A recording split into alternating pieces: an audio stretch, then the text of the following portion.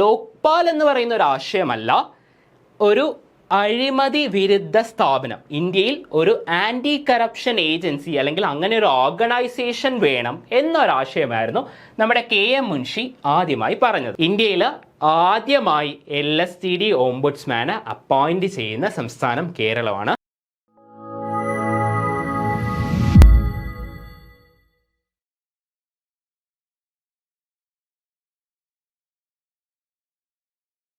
നമസ്കാരം, സഹകാരി റേസ് പ്ലസിൻ്റെ പുതിയൊരു സെഷനിലേക്ക് ഏവർക്കും സ്വാഗതം.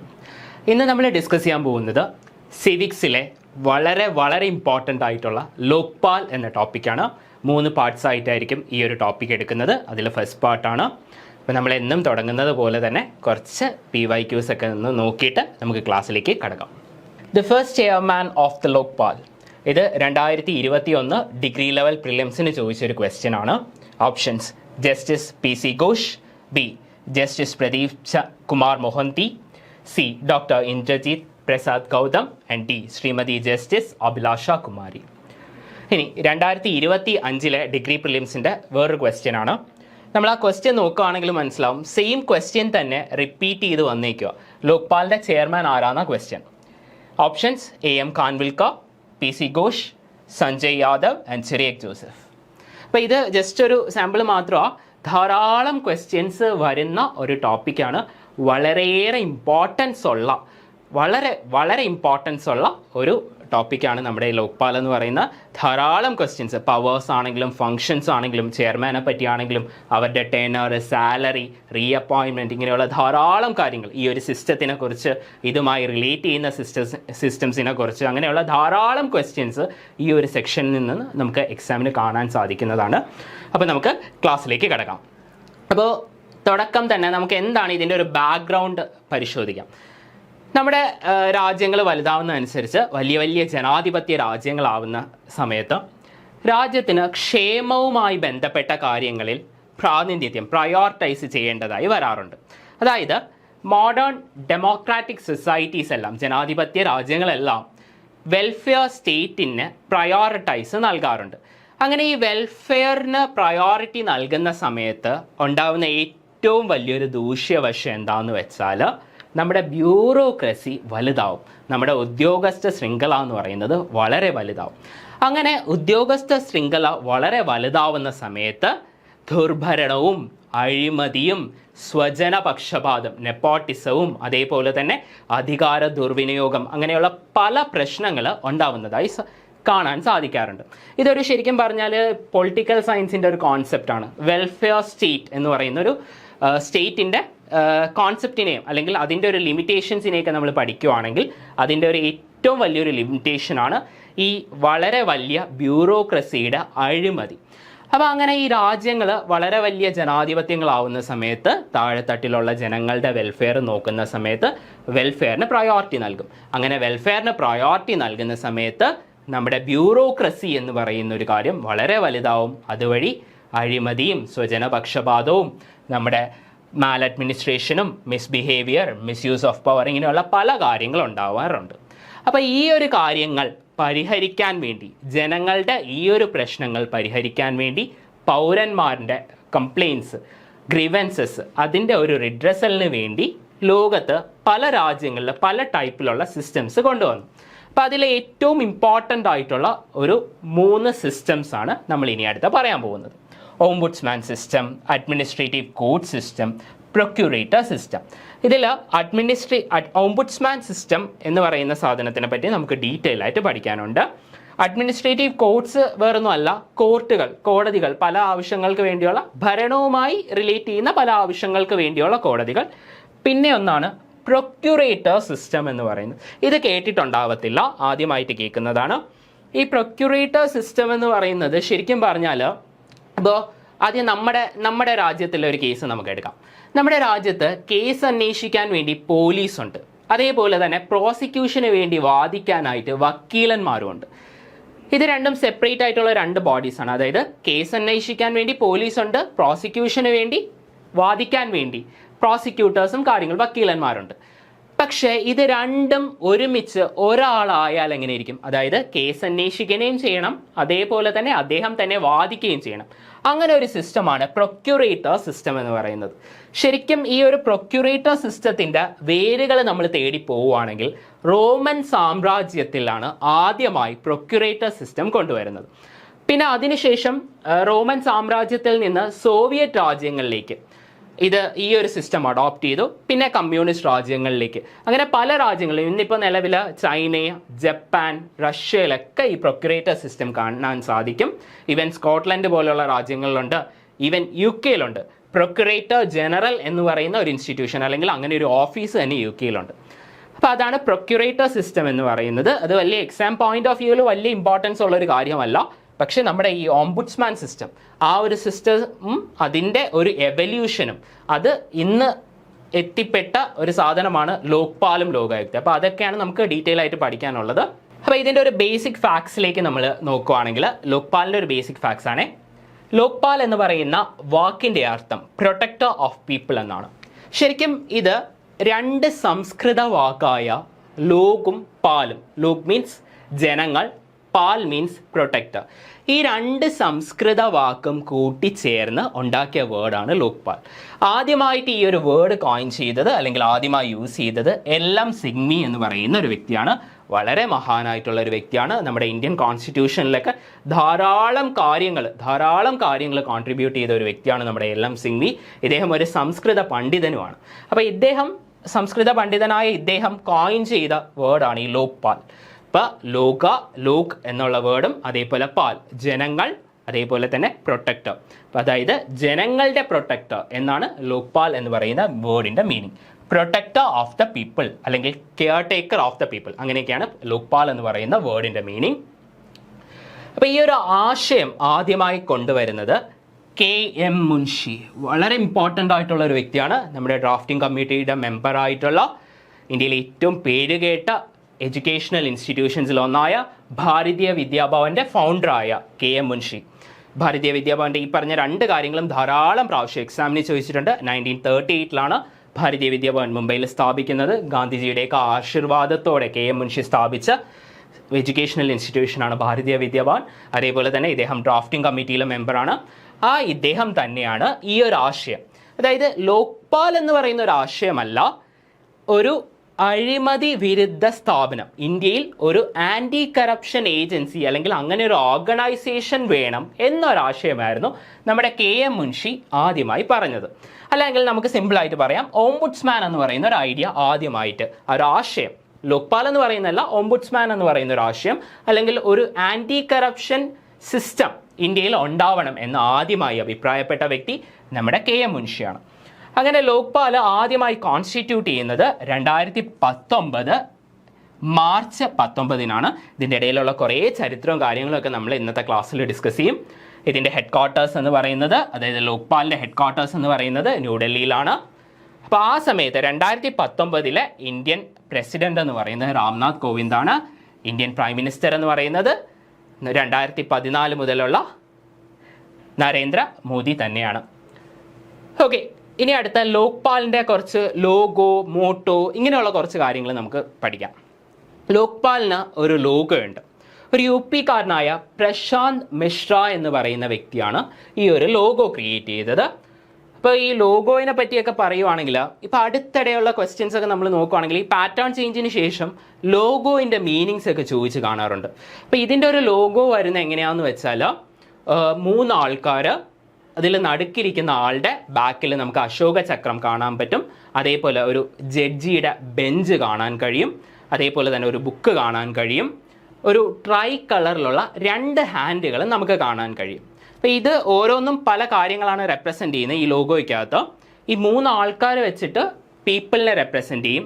അതേപോലെ തന്നെ ജഡ്ജിൻ്റെ ബെഞ്ച് വെച്ചിട്ട് ഓംബുഡ്സ്മാനെയാണ് റെപ്രസെൻ്റ് ചെയ്യുന്നത്. അതേപോലെ ഒരു ബുക്കുണ്ട്, ആ ബുക്ക് റെപ്രസെൻ്റ് ചെയ്യുന്ന നിയമത്തെക്കുറിച്ചാണ്. അതേപോലെ തന്നെ ഒരു അശോക ചക്രം ഈ ഒരു ലോഗോയിൽ കാണാൻ സാധിക്കും. ആ അശോക ചക്രം വിജിലൻസ് എന്ന് പറയുന്ന ആ ഒരു കോൺസെപ്റ്റ്, വിജിലൻസ് എന്ന് പറയുന്ന ഒരു കോൺസെപ്റ്റിനെയാണ് ഉദ്ദേശിക്കുന്നത്. അതേപോലെ തന്നെ ട്രൈ കളർ, ഒരു ബാലൻസ്, നമ്മുടെ ജുഡീഷ്യറി, അതേപോലെ നാച്ചുറൽ ഇമോഷൻ, നാച്ചുറൽ എസൻസ്, ഇങ്ങനെയുള്ള കാര്യങ്ങളുടെ ഒരു ബാലൻസ് ആണ് ഉദ്ദേശിക്കുന്നത്. അപ്പം അങ്ങനെയാണ് നമ്മുടെ ഒരു ലോഗോ പോകുന്നത്. ലോഗോ ഡിസൈൻ ചെയ്തത്, ലോഗോനെ പറ്റി ഇതുവരെ ചോദിച്ച് കണ്ടിട്ടുള്ളതെന്ന് പറഞ്ഞാൽ ഈ പ്രശാന്ത് മിശ്ര എന്ന് പറയുന്ന വ്യക്തിയെക്കുറിച്ച് ചോദിച്ചിട്ടുണ്ട്. അല്ലാണ്ട് ഇപ്പോൾ പറഞ്ഞ ആ ഒരു റെപ്രസെൻറ്റേഷനെ കുറിച്ച് ഇതുവരെ ചോദിച്ചു കണ്ടിട്ടില്ല. പക്ഷേ ചോദിക്കാൻ വളരെയേറെ സാധ്യതയുള്ള ഒരു കാര്യമാണ്. അതേപോലെ തന്നെ ഈ വർഷം ജൂണിൽ ഇവരുടെ മോട്ടോയിൽ ഒരു മാറ്റം വരുത്തി. അങ്ങനെ പുതിയതായി ഒരു മോട്ടോ കൊണ്ടുവന്നു. ആ മോട്ടോയാണ് എംപവർ സിറ്റിസൺസ്, എക്സ്പോസ് കറപ്ഷൻ. സിറ്റിസൺസിനെ എംപവർ ചെയ്യുക, കറപ്ഷനെ എക്സ്പോസ് ചെയ്യുക. അപ്പോൾ ഇത് 2025 ഈ വർഷം ജൂണിലാണ് കൊണ്ടുവരുന്നത്. അപ്പോൾ അതുകൊണ്ട് തന്നെ കറണ്ട് അഫെയർ പെർസ്പെക്റ്റീവിലും ഇത് കുറച്ച് ഇമ്പോർട്ടൻസ് ഉണ്ട്. അപ്പോൾ നമ്മുടെ ഈ ഒരു നിയമം, ഈ ലോക്പാൽ ലോകായുക്ത നിയമത്തിനെ 3 പാർട്സ് ആയിട്ടാണ് തിരിച്ചിരിക്കുന്നത്. ഈ 3 ഭാഗത്തെ വീണ്ടും 15 ചാപ്റ്റർ ആയിട്ട് തിരിച്ചിട്ടുണ്ട്. ഈ 15 ചാപ്റ്ററിനുള്ളിലായി 63 സെക്ഷൻസും ഉണ്ട്. അതായത് 3 പാർട്ടുണ്ട്, 15 ചാപ്റ്റേഴ്സ് ഉണ്ട്, 63 സെക്ഷൻസ് ഉണ്ട്. ഓക്കെ. അതേപോലെ തന്നെ പുതിയ മോട്ടോനെ കുറിച്ച് പറഞ്ഞായിരുന്നല്ലോ. പഴയ മോട്ടോ നമുക്കറിയണ്ടേ? പഴയ മോട്ടോയാണ് മാഗൃത കശ്യ സ്വിദ്ധനം. ഇത് ഈശവാസ്യോപനിഷത്തിൽ നിന്നെടുത്ത ഒരു ഫ്രേസാണ്. Don't be greedy for any one's wealth എന്നാണ് ഇതിൻ്റെ മീനിങ്. ഇപ്പോൾ ഈശവാസ്യോപനിഷത്തിൽ നിന്നാണ് എടുത്തത്. അപ്പോൾ അതേപോലെ തന്നെ നമ്മുടെ സത്യമേവ ജയതേ, നമുക്കറിയാം നമ്മുടെ നാഷണൽ എംബ്ലത്തിലുള്ള സത്യമേവ ജയതേ എന്ന് ആ ഒരു ഫ്രേസ് എടുത്തിരിക്കുന്നത് മുണ്ടകോപനിഷത്തിൽ നിന്നാണ്. ധാരാളം പ്രാവശ്യം അതും എക്സാമിന് ചോദിച്ച് കാണാറുണ്ട്. അപ്പോൾ ഇനി അടുത്ത നമുക്ക് ഓംബുഡ്സ്മാൻ സിസ്റ്റത്തിനെ പറ്റി നോക്കാം. അപ്പോൾ എന്താണ് ഓംബുഡ്സ്മാൻ? ശരിക്കും ഈ ലോക്പാൽ, ലോകായുക്ത ഇതിൻ്റെയൊക്കെ ഒരു തുടക്കം എന്ന് പറയുന്നത് ഈ ഒരു ഓംബുഡ്സ്മാൻ സിസ്റ്റത്തിൽ നിന്നാണ്. അപ്പോൾ എന്താണ് ഈ ഓംബുഡ്സ്മാൻ സിസ്റ്റം എന്ന് നമുക്ക് നോക്കാം. ശരിക്കും നമ്മുടെ എലക്റ്റഡ് റെപ്രസെൻറ്റേറ്റീവ്സ്, അതായത് നമ്മുടെ ജനപ്രതിനിധികളും അതേപോലെ ഉദ്യോഗസ്ഥരും അടങ്ങുന്നതാണ് നമ്മുടെ പൊതുഭരണം, പബ്ലിക് അഡ്മിനിസ്ട്രേഷൻ എന്ന് പറയുന്നത്. ഈ പബ്ലിക് അഡ്മിനിസ്ട്രേഷൻ്റെ അകത്ത് ധാരാളം കംപ്ലയിൻസ് വരാറുണ്ട്, ധാരാളം പ്രശ്നങ്ങളുണ്ട് ഇതിൽ. അപ്പോൾ ഏറ്റവും ഇമ്പോർട്ടൻ്റ് ആയിട്ടുള്ള പ്രശ്നങ്ങളാണ് അഴിമതി, സ്വജനപക്ഷപാതം, മിസ്ബിഹേവിയർ, അതേപോലെ തന്നെ ഈ ആൾക്കാർ അവരുടെ ജോലി ചെയ്യാറില്ല. അപ്പം ഇങ്ങനെയുള്ള പല പ്രശ്നങ്ങളും നമ്മുടെ ഒരു രാജ്യത്ത് നമുക്ക് കാണാൻ സാധിക്കും, അതായത് പൊതുഭരണത്തിനകത്ത് നമുക്ക് കാണാൻ സാധിക്കും. അപ്പോൾ ആ പ്രശ്നങ്ങളൊക്കെ പരിഹരിക്കുക എന്നുള്ള ഉദ്ദേശത്തോടെ കൊണ്ടുവന്ന ഒരു സിസ്റ്റമാണ് ഓംബുഡ്സ്മാൻ സിസ്റ്റം. ഒത്തിരിയേറെ അധികാരങ്ങളുള്ള ഒരു വളരെ ഇമ്പോർട്ടൻ്റ് ആയിട്ടുള്ള ഒരു പദവിയാണ് ഓംബുഡ്സ്മാൻ സിസ്റ്റം എന്ന് പറയുന്നത്. അപ്പോൾ റിട്ടയർഡ് ജഡ്ജ് ഓഫ് ഹൈക്കോർട്സിനെയാണ് ഓംബുഡ്സ്മാൻ ആയിട്ട് അപ്പോയിൻറ്റ് ചെയ്യാറ്.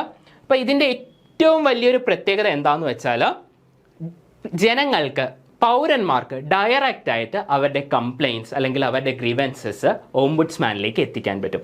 ഏറ്റവും വലിയ ഈ ഒരു പോസ്റ്റിൻ്റെ അല്ലെങ്കിൽ ഈ ഒരു സിസ്റ്റത്തിൻ്റെ ഏറ്റവും വലിയൊരു പെക്യൂലിയാരിറ്റി എന്ന് പറയുന്നതാണ് ഈ പറഞ്ഞത്.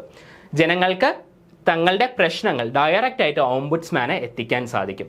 ഭയങ്കര വലിയ നൂലാമാലകളും കാര്യങ്ങളും ഇല്ലാത്ത ഒരു സിസ്റ്റമാണ് ഈ ഓംബുഡ്സ്മാൻ സിസ്റ്റം. അതേപോലെ തന്നെ ഇദ്ദേഹത്തിന് ധാരാളം അധികാരം ഉള്ള ഒരു പദവിയാണ്. പല സെക്ടേഴ്സിലുമുണ്ട്. ഇപ്പോൾ ബാങ്കിങ് സെക്ടറിലുണ്ട്, LSTDയിലുണ്ട്, അങ്ങനെ പല സെക്ടേഴ്സിൽ ഓംബുഡ്സ്മാൻ ഉണ്ട്. അപ്പോൾ ഈ ഓംബുഡ്സ്മാൻ ഒരു കംപ്ലയിൻറ്റ് കിട്ടുന്ന സമയത്ത് അദ്ദേഹത്തിന് ഏതൊരു വ്യക്തിയെ വേണമെങ്കിലും സമ്മൺസ് ചെയ്ത്, അതായത് വിളിച്ചു വരുത്താനും അതിൻ്റെ മേളിൽ എൻക്വയറി ചെയ്യാനും പല സ്ഥാപനങ്ങളും അതിൻ്റെ അകത്ത് നിന്നൊക്കെ ഡേറ്റ കളക്ട് ചെയ്യാനും ഉള്ള എല്ലാ അധികാരങ്ങളും ഓംബുഡ്സ്മാനുണ്ട്. ഇനി Ombudsman is a committee formed to resolve problems related to complaints and to prevent corruption. ഇതാണ് ശരിക്കും അൾട്ടിമേറ്റ് എയിം എന്ന് പറയുന്ന അഴിമതി നിരോധനം, കറപ്ഷൻ എൻഡ് ചെയ്യുക. അതാണ് ശരിക്കും ഈ ഓംബുഡ്സ്മാൻ സിസ്റ്റത്തിൻ്റെ അൾട്ടിമേറ്റ് എയിം എന്ന് പറയുന്നത്. ഇനി അടുത്ത ഇതിൻ്റെ ഒരു ഒറിജിനെ പറ്റി നമുക്ക് നോക്കാം. ഇതിൻ്റെ ഒരു എവല്യൂഷൻ എങ്ങനെയാണ്, ഇതിൻ്റെ ഒരു തുടക്കം, പിന്നെ ഒരു എവല്യൂഷനൊക്കെ നമുക്ക് ഇനി അടുത്ത് ഡിസ്കസ് ചെയ്യാം. അപ്പം നമ്മുടെ ഓംബുഡ്സ്മാൻ എന്ന് പറയുന്ന വാക്ക് ഉത്ഭവിക്കുന്നത് സ്വീഡിഷ് വാക്കായ ഓംബുഡ്സിൽ നിന്നാണ്. സ്വീഡിഷ് വാക്കായ ഓംബുഡ്സിൽ നിന്നാണ്. അപ്പോൾ ഈ സ്വീഡിഷ് വാക്കായ ഓംബുഡ്സിൻ്റെ മീനിങ് റെപ്രസെൻറ്റേറ്റീവ്, പ്രതിനിധി അല്ലെങ്കിൽ spokes person of another person, മറ്റൊരു വ്യക്തിയുടെ വക്താവ് എന്നാണ്. ഇതിൻ്റെ കറക്റ്റ് ഒറിജിൻ എങ്ങനെയാണെന്ന് വെച്ചാൽ 1713 അന്ന് ഈ സ്വീഡൻ്റെ അകത്ത് വാർ നടക്കുന്നുണ്ടായിരുന്നു. അപ്പോൾ ആ വാർ ടൈമിലുണ്ടായിരുന്ന ഗവൺമെൻറ് പ്രോപ്പറായാണോ വർക്ക് ചെയ്തത് അല്ലെങ്കിൽ വർക്ക് ചെയ്യുന്നത് എന്ന് മനസ്സിലാക്കാൻ വേണ്ടി സ്വീഡിഷ് രാജാവ് ഒരു ഓഫീസ് അപ്പോയിൻറ്റ് ചെയ്യുന്നു, അല്ലെങ്കിൽ ഒരു വ്യക്തിയെ, അതോറിറ്റിയെ അപ്പോയിൻറ്റ് ചെയ്യുന്നു. ചാൻസലർ ഓഫ് ജസ്റ്റിസ് എന്നാണ് ആ ഒരു ഓഫീസിൻ്റെ പേര്. ശരിക്കും അവിടെ നിന്നാണ് പിന്നെ ഈ ഒരു ഓംബുഡ്സ്മാൻ സിസ്റ്റത്തിലേക്കുള്ള ഒരു വളർച്ചയൊക്കെ വരുന്നത്. 1809 ആദ്യമായി സ്വീഡനിൽ ഒരു ഓംബുഡ്സ്മാനെ അപ്പോയിൻറ്റ് ചെയ്യുന്നത്. 1809. ഇത് പിന്നീട് ഈ പറയുന്ന സ്കാൻഡിനേവിയൻ രാജ്യങ്ങളിലാണ് ആദ്യമായിട്ട് പിന്നീട് ഇത് കാണുന്നത്. സ്കാൻഡിനേവിയൻ രാജ്യങ്ങൾ എന്ന് പറയുന്ന നോർവേ, സ്വീഡൻ, ഡെൻമാർക്ക്, ഈ രാജ്യങ്ങളിലാണ് ഇത് ആദ്യമായി സ്പ്രെഡ് ചെയ്യുന്നതായിട്ട് കാണുന്നത്. പിന്നെ അതിനുശേഷം കോമൺവെൽത്ത് രാജ്യങ്ങളിൽ ആദ്യമായിട്ട് ഇത് വന്നത് ന്യൂസിലൻഡിലാണ് 1962. ഇത് പല പ്രാവശ്യം ചോദിച്ചിട്ടുണ്ട്. നമുക്കറിയാം കോമൺവെൽത്ത് രാജ്യങ്ങൾ എന്ന് പറയുന്നത് ബ്രിട്ടൻ്റെ അധീനതയിലുണ്ടായിരുന്ന അല്ലെങ്കിൽ ബ്രിട്ടൻ്റെ കോളനീസ് ആയ രാജ്യങ്ങളെയാണ് കോമൺവെൽത്ത് നേഷൻസ് എന്ന് പറയുന്നത്. നമ്മുടെ ഇന്ത്യയും കോമൺവെൽത്ത് നേഷൻസ് ആയിരുന്നു. ഒട്ടുമിക്ക രാജ്യങ്ങളും ബ്രിട്ടൻ്റെ കോമൺവെൽത്ത് നേഷൻസ് തന്നെയാണ്. അപ്പോൾ അങ്ങനെയുള്ള കോമൺവെൽത്ത് നേഷൻസിൽ ആദ്യമായി ഈ ഒരു ഓംബുഡ്സ്മാൻ സിസ്റ്റം എന്ന് പറയുന്ന ഒരു സിസ്റ്റത്തിനെ കൊണ്ടുവരുന്നത് ന്യൂസിലാൻഡിലാണ്. അതേപോലെ തന്നെ ഗ്യുവാന എന്ന് പറയുന്ന ഒരു രാജ്യമുണ്ട് കേട്ടോ.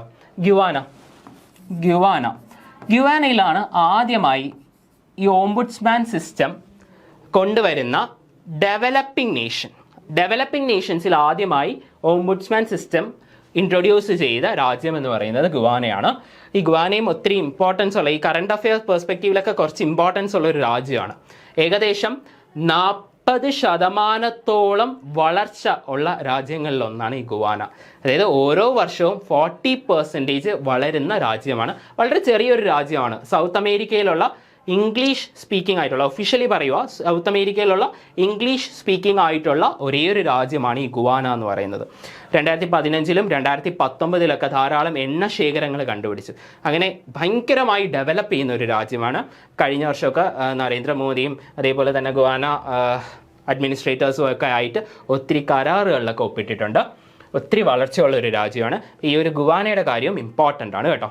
പിന്നെ അതേപോലെ തന്നെ UK, ഞാൻ നേരത്തെ പറഞ്ഞായിരുന്നു ഓംബുഡ്സ്മാൻ സിസ്റ്റം പല രാജ്യങ്ങളിലുമൊക്കെ നമുക്ക് കാണാൻ സാധിക്കും. UK ഉൾപ്പെടെയുള്ള രാജ്യങ്ങളിലുണ്ട്. പ്രൊക്യൂറേറ്റർ സിസ്റ്റമുണ്ട്, പ്രൊക്യൂറേറ്റർ ജനറൽ എന്ന് പറയുന്ന സിസ്റ്റമുണ്ട്. അല്ലാതെ തന്നെ ഈ ഓംബുഡ്സ്മാൻ സിസ്റ്റം എന്നൊരു കാര്യമുണ്ട്. അപ്പോൾ അവിടുത്തെ ഓംബുഡ്സ്മാൻ സിസ്റ്റത്തിന് പാർലമെന്ററി കമ്മീഷണർ എന്നാണ് പറയുന്നത്. ഭരണത്തിന് വേണ്ടിയുള്ള ഒരു പാർലമെന്ററി കമ്മീഷണർ. 1969 ഈ ഒരു കമ്മീഷനെ അപ്പോയിന്റ് ചെയ്യുന്നത്. വയാറ്റ് റിപ്പോർട്ട് 1961 വയാറ്റ് റിപ്പോർട്ടിൻ്റെ ബേസിസിലാണ് UK പാർലമെന്ററി കമ്മീഷണർ ഫോർ അഡ്മിനിസ്ട്രേഷനെ അപ്പോയിന്റ് ചെയ്യുന്നത്. അങ്ങനെ ധാരാളം രാജ്യങ്ങളിൽ, ഏകദേശം ഒരു 10-40 രാജ്യങ്ങളിൽ നമുക്ക് ഓംബുഡ്സ്മാൻ സിസ്റ്റത്തിൻ്റെ പല വേർഷൻസ് നമുക്ക് കാണാൻ സാധിക്കുന്നതാണ്. അപ്പോൾ ഈ ഓംബുഡ്സ്മാൻ സിസ്റ്റത്തിനെ പറ്റി പല ആൾക്കാർ പറഞ്ഞ കുറച്ച് കാര്യങ്ങളാണ്. ഇപ്പോൾ ഡൊണാൾഡ് സി റോബോട്ട് എന്ന് പറയുന്ന വ്യക്തി പറഞ്ഞ 2 കാര്യങ്ങളാണ് ആദ്യം പറയുന്നത്. Bulwark of democratic government against tyranny of ഒഫീഷ്യൽഡം. ഔദ്യോഗിക സ്വേച്ഛാധിപത്യം. tyranny means സ്വേച്ഛാധിപത്യം. ഔദ്യോഗിക സ്വേച്ഛാധിപത്യത്തിനെതിരെയുള്ള ജനാധിപത്യ ഗവൺമെൻറ്റിൻ്റെ വളരെ ബൃഹത്തായ ഒരു സംവിധാനമാണ് ഓംബുഡ്സ്മാൻ സിസ്റ്റം. അതായത് ഔദ്യോഗിക സ്വേച്ഛാധിപത്യത്തിനെതിരെ, ദുർഭരണത്തിനെതിരെ, അഴിമതിക്കെതിരെ, നെപ്പോട്ടിസത്തിനെതിരെ ജനാധിപത്യ ഗവൺമെൻറ്റിൻ്റെ ഒരു ബൃഹത്തായ സംവിധാനമാണ്, ഒരു വളരെ വലിയൊരു സംവിധാനമാണ് ഓംബുഡ്സ്മാൻ എന്ന് പറയുന്നത്. അതേപോലെ തന്നെ an officer appointed by legislature to handle complaints against administrative and judicial action. ഭരണപരമായും അതേപോലെ തന്നെ നീതി നിർവഹണത്തിനകത്തുമുള്ള എല്ലാത്തരം കംപ്ലൈൻറ്റുകളും ഹാൻഡിൽ ചെയ്യാൻ വേണ്ടി ലെജിസ്ലേച്ചർ അപ്പോയിൻറ്റ് ചെയ്ത ഒരു ഓഫീസറിനെയാണ് ഓംബുഡ്സ്മാൻ എന്ന് പറയുന്നത്. അദ്ദേഹം അഭിപ്രായപ്പെട്ട 2 കാര്യങ്ങളാണ്. അതേപോലെ തന്നെ ജെറാൾഡ് ഇ കെയ്ഡൻ എന്ന് പറയുന്ന വ്യക്തി പറഞ്ഞ ഒരു സ്റ്റേറ്റ്മെൻ്റ് ആണ് ഇൻസ്റ്റിറ്റ്യൂഷണലൈസ്ഡ് പബ്ലിക് കോൺഷ്യൻസ്. വളരെ ശരിക്കും പറഞ്ഞാൽ അത് തന്നെയാണ് ഈ ലോക്പാൽ അല്ലെങ്കിൽ ഓംബുഡ്സ്മാൻ സിസ്റ്റം എന്നൊക്കെ പറയുന്നത്. പബ്ലിക് കോൺഷ്യൻസ്, പൊതു മനസാക്ഷിയെ ഇൻസ്റ്റിറ്റ്യൂഷണലൈസ് ചെയ്തു. അതായത് പൊതു മനസാക്ഷിയുടെ അപ്ലിഫ്റ്റ്മെൻറ്റിന് വേണ്ടി അല്ലെങ്കിൽ മനസാക്ഷിയുടെ എംപവർമെൻറ്റിന് വേണ്ടിയുള്ള ഒരു ഇൻസ്റ്റിറ്റ്യൂഷൻ, അത് തന്നെയാണ് നമ്മുടെ ഓംബുഡ്സ്മാൻ സിസ്റ്റം എന്ന് പറയുന്നത്. അപ്പോൾ നമ്മുടെ ഇന്ത്യയിൽ ഇപ്പോൾ നമ്മൾ ആരാണ് ഫസ്റ്റ് ഈ ഒരു ടേം കോയിൻ ചെയ്തത്, അതേപോലെ തന്നെ ഈ ഒരു ആശയം കൊണ്ടുവന്നത് ആരാണ്, ഇങ്ങനെയുള്ള കാര്യങ്ങളൊക്കെ നമ്മൾ പറഞ്ഞായിരുന്നു.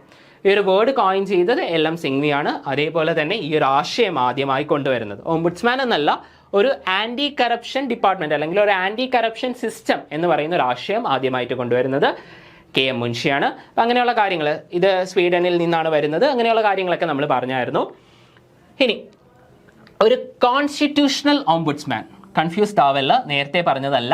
ഇത് കോൺസ്റ്റിറ്റ്യൂഷണൽ ഓംബുഡ്സ്മാൻ, ഭരണഘടനാ പദവികളുള്ള ഒരു ഓംബുഡ്സ്മാനെ കുറിച്ച് ആദ്യമായി ഇന്ത്യൻ പാർലമെന്റിൽ പറയുന്നത് അശോക് കുമാർ സെൻ, AK സെൻ എന്ന് പറയുന്ന മിനിസ്റ്റർ ആയിരുന്നു. 1960 കാലങ്ങളിൽ അദ്ദേഹം മിനിസ്റ്റർ ആയിരുന്നു. ഇദ്ദേഹം ഭയങ്കര വലിയൊരു വ്യക്തിയാണ്. ഇദ്ദേഹത്തിൻ്റെ ധാരാളം കാര്യങ്ങൾ ഇന്ത്യൻ കോൺസ്റ്റിറ്റ്യൂഷനിലും ഇന്ത്യൻ പൊളിറ്റിക്കകത്തൊക്കെ ധാരാളം കാര്യങ്ങൾ കോൺട്രിബ്യൂട്ട് ചെയ്ത വ്യക്തിയാണ്. ലോകപ്രസിദ്ധനായ നമ്മുടെ അമർത്യ സെൻ, എക്കണോമിസ്റ്റ് അമർത്യ സെന്നിൻ്റെ ഇദ്ദേഹത്തിൻ്റെ നെഫ്യൂ ആണ്. അതേപോലെ തന്നെ നമ്മുടെ ആദ്യത്തെ ചീഫ് ഇലക്ഷൻ കമ്മീഷണറായ സുകുമാർ സെൻ, ഇദ്ദേഹത്തിൻ്റെ സഹോദരനാണ്. അപ്പം നമ്മുടെ അങ്ങനെയുള്ള ഈ ഒരു AK സെൻ ആണ് ആദ്യമായി കോൺസ്റ്റിറ്റ്യൂഷണൽ ഓംബുഡ്സ്മാൻ എന്ന് പറയുന്ന ഒരു ആശയം ഇന്ത്യൻ പാർലമെന്റിനകത്ത് ഇൻട്രൊഡ്യൂസ് ചെയ്യുന്നത്. കോൺസ്റ്റിറ്റ്യൂഷണൽ ഓംബുഡ്സ്മാൻ ആണ്, ഓംബുഡ്സ്മാൻ അല്ല. ഓംബുഡ്സ്മാൻ എന്ന് പറയുന്ന ഒരു ടേം കോയിൻ ചെയ്തത് LM സിംഗ്വി ആണ്. പക്ഷേ കോൺസ്റ്റിറ്റ്യൂഷണൽ ഓംബുഡ്സ്മാൻ എന്ന് പറയുന്ന ഒരു ആശയം ഇന്ത്യൻ പാർലമെന്റിൽ പറയുന്നത് AK സെൻ, അശോക് കുമാർ സെൻ എന്ന് പറയുന്ന അന്നത്തെ നിയമമന്ത്രി ആയിരുന്നു. അപ്പോൾ the committee that recommended the establishment of an ombudsman in India was Sandhanam Committee 1964. അപ്പോൾ സന്താനം കമ്മിറ്റി വളരെ ഇമ്പോർട്ടൻ്റ് ആയിട്ടുള്ള ഒരു കമ്മിറ്റിയാണ്. ധാരാളം കാര്യങ്ങൾ റെക്കമെൻഡ് ചെയ്ത ഒരു കമ്മിറ്റിയാണ്. ശരിക്കും 1962 ഈ ഒരു കമ്മിറ്റീനെ അപ്പോയിൻറ്റ് ചെയ്യുന്നത്. 1962 അപ്പോയിൻറ്റ് ചെയ്തു. 1964 ഈ ഒരു കമ്മിറ്റി അവരുടെ റെക്കമെൻഡേഷൻസ് സബ്മിറ്റ് ചെയ്തത്. ഈ ഒരു റെക്കമെൻഡേഷൻസിൻ്റെ ബേസിസിൽ ധാരാളം സ്ഥാപനങ്ങൾ ഇന്ത്യയിൽ വന്നിട്ടുണ്ട്. അതിലൊന്നാണ് നമ്മുടെ ഓംബുഡ്സ്മാൻ സിസ്റ്റം. 1964 അതേപോലെ തന്നെ ഇവരുടെ ഒരു റെക്കമെൻഡേഷൻസിൻ്റെ ബേസിസിൽ വരുന്ന വേറൊരു ഇമ്പോർട്ടൻ്റ് ആയിട്ടുള്ള സ്ഥാപനമാണ് CVC, സെൻട്രൽ വിജിലൻസ് കമ്മീഷൻ. അപ്പോൾ CVCയെ പറ്റി നമുക്ക് ഡീറ്റെയിൽ ആയിട്ട് കുറച്ചുകൂടെ കാര്യങ്ങൾ പറയാനുണ്ട്. അപ്പോൾ അങ്ങോട്ട് CVC എത്തുന്ന സമയത്ത് പറയാം. അതേപോലെ തന്നെ ഇദ്ദേഹം നമ്മുടെ സെക്കൻഡ് ഫിനാൻസ് കമ്മീഷൻ്റെ സെക്കൻഡ് ചെയർമാനാണ്, അല്ലെങ്കിൽ സെക്കൻഡ് ഫിനാൻസ് കമ്മീഷൻ്റെ ചെയർമാനാണ് നമ്മുടെ സന്താനം എന്ന് പറയുന്ന വ്യക്തി. അപ്പോൾ നമുക്കറിയാം ഈ പറയുന്ന ഫിനാൻസ് കമ്മീഷനെ പറ്റി പറയുന്ന സമയത്ത് ഫിനാൻസ് കമ്മീഷനെ കുറിച്ച് ഏറ്റവും കൂടുതൽ ചോദ്യം വന്നിട്ടുള്ള രണ്ട് കാര്യങ്ങളാണ്. ഒന്ന്, അതിൻ്റെ ആർട്ടിക്കിൾ ചോദിച്ചിട്ടുണ്ട്. ആർട്ടിക്കിൾ 280 ഫിനാൻസ് കമ്മീഷനെ കുറിച്ച് പറയുന്നത്. അതേപോലെ തന്നെ ആദ്യത്തെ ചെയർമാൻ, അതായത് ഫിനാൻസ് കമ്മീഷൻ്റെ, സെൻട്രൽ ഫിനാൻസ് കമ്മീഷൻ്റെ ആദ്യത്തെ ചെയർമാൻ, അതും ധാരാളം പ്രാവശ്യം ചോദിച്ചിട്ടുണ്ട്. KC നിയോഗി എന്ന് പറയുന്ന വ്യക്തിയാണ്. ഇദ്ദേഹം സെക്കൻഡ് ചെയർമാനാണ്. അപ്പോൾ ഇനി അടുത്ത് നമുക്ക് ഈ ഓംബുഡ്സ്മാൻ്റെ വർക്കുകളെക്കുറിച്ച്, അവരുടെ അധികാരങ്ങളെക്കുറിച്ച്, അല്ലെങ്കിൽ എന്തൊക്കെ കാര്യങ്ങൾക്കാണ് അവർക്ക് ഇടപെടാൻ കഴിയുന്നത് എന്നൊക്കെ നമുക്ക് നോക്കാം. അപ്പോൾ ഇവരുടെ സ്കോപ്പ് ഓഫ് വർക്കാണ് abuse of administrative discretion, maladministration ദുർഭരണം, കറപ്ഷൻ അഴിമതി, നെപ്പോട്ടിസം സ്വജന പക്ഷപാതം, discourtesy or misbehaviour by officials, അതായത് അഡ്മിനിസ്ട്രേറ്റീവ് ഡിസ്ക്രിഷൻ്റെ അബ്യൂസ്മെൻറ്റ്, അതേപോലെ ദുർഭരണം, അഴിമതി, സ്വജന പക്ഷപാതം, മിസ്ബിഹേവിയർ, ഈ കാര്യങ്ങൾക്കെതിരെയുള്ള കംപ്ലയിൻസ്, ഗ്രിവൻസസ് ഒക്കെയാണ് നമ്മുടെ ഓംബുഡ്സ്മാന് പരിഹരിക്കാൻ കഴിയുന്നത്. ഇനി ഇതിൻ്റെ ഒരു ഗ്ലോബൽ എക്സ്പാൻഷൻ നോക്കുവാണെങ്കിൽ ഞാൻ നേരത്തെ പറഞ്ഞായിരുന്നു, ഏകദേശം ഇന്ന് 40ഓളം രാജ്യങ്ങളിലൊക്കെ ഈ ഒരു സിസ്റ്റം നമുക്ക് കാണാൻ സാധിക്കും. പല രാജ്യങ്ങളിലും ഇതിൻ്റെ പല വെറൈറ്റി സിസ്റ്റംസ് എക്സാക്റ്റ് അതേപോലെയല്ല. ഇപ്പോൾ ഒരു രാജ്യത്തിൽ ജുഡീഷ്യറി ലോക്പാലിൻ്റെ കീഴിൽ അല്ലെങ്കിൽ ഓംബുഡ്സ്മാൻ്റെ കീഴിൽ, ലോക്പാൽ എന്ന് പറയുന്ന ടേം ഇന്ത്യയിൽ മാത്രമാണ് വരുന്നത്. ഈ ഓംബുഡ്സ്മാൻ സിസ്റ്റം ഇപ്പം ന്യൂസിലാൻഡിലുള്ളതുപോലെയല്ല യു കെയിലുള്ളതുപോലെയല്ല വേറൊരു രാജ്യത്ത്. ഇതിൻ്റെ തന്നെ പല വേരിയേഷൻസ് ആണ് പല രാജ്യങ്ങളിൽ നമുക്ക് കാണാൻ പറ്റുന്നത്. പക്ഷേ ഇതിൻ്റെ സിമിലർ ആയിട്ടുള്ള കാര്യങ്ങൾ നമുക്ക് കാണാൻ പറ്റുന്ന രാജ്യങ്ങളാണ് ഇതെല്ലാം. ആദ്യം സ്കാൻഡിനേവിയൻ, ആദ്യം പറഞ്ഞായിരുന്നു സ്വീഡനിലാണ് ആദ്യമായി ഈ ഒരു സിസ്റ്റം ഒഫീഷ്യലി അപ്പോയിൻറ്റ് ചെയ്യുന്നത്. 1809 സ്വീഡനിലാണ് ഈ ഒരു സിസ്റ്റം ആദ്യമായിട്ട് ഒഫീഷ്യലി അപ്പോയിൻറ്റ് ചെയ്യുന്നത്. പിന്നെ ആദ്യം സ്കാൻഡിനേവിയൻ രാജ്യങ്ങളായ ഡെൻമാർക്ക്, നോർവേ, ഈ രാജ്യങ്ങളിലോട്ടൊക്കെ അത് എക്സ്പാൻഡ് ചെയ്യുന്നുണ്ട്. പിന്നെ പല രാജ്യങ്ങളിലും, നമ്മുടെ പല കോണ്ടിനെൻസിലുള്ള പല രാജ്യങ്ങളിലും ഈ ഒരു സിസ്റ്റം എക്സ്പാൻഡ് ചെയ്ത് പോകുന്നതായി കാണുന്നുണ്ട്. 1919 ഫിൻലാൻഡും, 55 ഡെൻമാർക്കും, 62 നോർവേയും, അതേപോലെ തന്നെ ന്യൂസിലാൻഡിൽ 62 ആദ്യത്തെ കോമൺവെൽത്ത് നേഷനാണ്. ധാരാളം പ്രാവശ്യം ചോദിച്ചിട്ടുണ്ട് ഈ ഒരു കാര്യം. 67 യു കെയിൽ വരുന്നത്. യു കെയുടെ ഈ ഒരു സിസ്റ്റത്തിന് സിമിലർ ആയിട്ട് വരുന്ന സിസ്റ്റം എന്ന് പറയുന്നത് പാർലമെന്ററി കമ്മീഷണർ ഫോർ അഡ്മിനിസ്ട്രേഷൻ. അതേപോലെ തന്നെ ഗുവാനയുടെ കാര്യം കൂടെ ഒന്ന് ഓർത്ത് വെച്ചേക്കണേ. ആദ്യമായി ഓംബുഡ്സ്മാൻ സിസ്റ്റം ഇംപ്ലിമെന്റ് ചെയ്യുന്ന അല്ലെങ്കിൽ അപ്പോയിന്റ് ചെയ്യുന്ന അല്ലെങ്കിൽ അഡോപ്റ്റ് ചെയ്യുന്ന ഡെവലപ്പിംഗ് നേഷനാണ് ഗുവാന എന്ന് പറയുന്നത്. 1966 ഏകദേശം 40ഓളം രാജ്യങ്ങളിൽ സിമിലർ ആയിട്ടുള്ള കാര്യങ്ങളുണ്ട്. അപ്പോൾ ഈ ലോക്പാൽ അല്ലെങ്കിൽ ഈ ഓംബുഡ്സ്മാൻ സിസ്റ്റം, ലോക്പാൽ നമ്മൾ എത്തിയില്ല, ലോക്പാലിലേക്ക് നമുക്ക് ഡീറ്റെയിൽ ആയിട്ട് പോകും. അപ്പോൾ ഈ ഒരു ലോക്പാൽ നമ്മുടെ ഇന്ത്യയിലുള്ള ഇതിൻ്റെ സിമിലർ ആയിട്ടുള്ള സിസ്റ്റമാണ് ലോക്പാൽ. അപ്പോൾ ഈ ഒരു ലോക്പാൽ വരുന്നതിന് മുന്നേ ഇന്ത്യയിൽ സിമിലർ ആയിട്ടുള്ള പല ഇൻസ്റ്റിറ്റ്യൂഷൻസ് ഉണ്ടായിരുന്നു. അത് ഇൻസ്റ്റിറ്റ്യൂഷൻസും ഉണ്ടായിരുന്നു, പല നിയമങ്ങളും ഉണ്ടായിരുന്നു. അഴിമതി തടയാൻ വേണ്ടി, സ്വജനപക്ഷപാതം തടയാൻ വേണ്ടി, മിസ്ബിഹേവിയർ തടയാൻ വേണ്ടി. അപ്പോൾ അങ്ങനെയുള്ള നിയമങ്ങളും അങ്ങനെയുള്ള ഇൻസ്റ്റിറ്റ്യൂഷൻസും ഏതൊക്കെയാണെന്ന് നമുക്ക് നോക്കാം. അപ്പോൾ അങ്ങനെയുള്ള നിയമങ്ങളാണ് public servants enquiries act 1850, IPC 1860. നിലവിൽ IPSC ഇല്ല, IPC ഇല്ല, BNS ആണ്, ഭാരതീയ ന്യായ സംഹിതയാണ് നിലവിലുള്ളത്. പ്രിവെൻഷൻ ഓഫ് കറപ്ഷൻ ആക്ട് 1988, വളരെ ഇമ്പോർട്ടൻ്റ് ആയിട്ടുള്ളൊരു ആക്റ്റാണ് കേട്ടോ. അത് ഒത്തിരി നിയമം ഭയങ്കരയേറെ ഒത്തിരി കാര്യങ്ങളിൽ പ്രയോറിറ്റൈസ് നൽകുന്ന വളരെ ഇമ്പോർട്ടൻ്റ് ആയിട്ടുള്ള അഴിമതി തടയുക എന്നുള്ള ഉദ്ദേശത്തോടെ ഇന്ത്യയിൽ വന്ന ഏറ്റവും ഇമ്പോർട്ടൻ്റ് ആയിട്ടുള്ള വളരെ ഡെപ്തിലുള്ള ഒരു നിയമമാണ് ഈ പ്രിവെൻഷൻ ഓഫ് കറപ്ഷൻ ആക്ട്, അഴിമതി നിരോധന നിയമം 1988.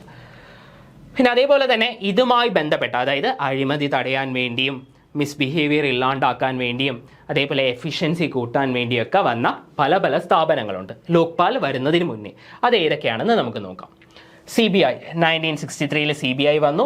CVC സെൻട്രൽ വിജിലൻസ് കമ്മീഷൻ 1964 വരുന്നു. സ്റ്റേറ്റ് വിജിലൻസ് കമ്മീഷനുകളുണ്ട്, വിജിലൻസ് ബോർഡുകളുണ്ട്, ഡിസ്ട്രിക്ട് വിജിലൻസ് ഓഫീസേഴ്സ് ഉണ്ട്, അഡ്മിനിസ്ട്രേറ്റീവ് ട്രൈബ്യൂണൽസ് ഉണ്ട്, consumer and human rights commissions ഉണ്ട്, സുപ്രീം കോർട്ട്, ഹൈക്കോർട്ട്സ് ഉണ്ട്, അതേപോലെ തന്നെ ഡയറക്ടറേറ്റ് ഓഫ് പബ്ലിക് ഗ്രീവൻസസ് 1988 അപ്പോൾ ഇങ്ങനെയുള്ള പല സ്ഥാപനങ്ങൾ ഓൾറെഡി ലോക്പാൽ വരുന്നതിന് മുന്നേ തന്നെ അഴിമതി തടയാൻ വേണ്ടി ഇന്ത്യയിലുണ്ടായിരുന്നു. അപ്പോൾ ഇതിൽ ഏറ്റവും ഇമ്പോർട്ടൻ്റ് ആയിട്ട് പറയാനാണെങ്കിൽ നമുക്ക് CVCയെ പറ്റിയാണ് ഏറ്റവും കൂടുതൽ ക്വസ്റ്റ്യൻ കണ്ടിട്ടുള്ളത്.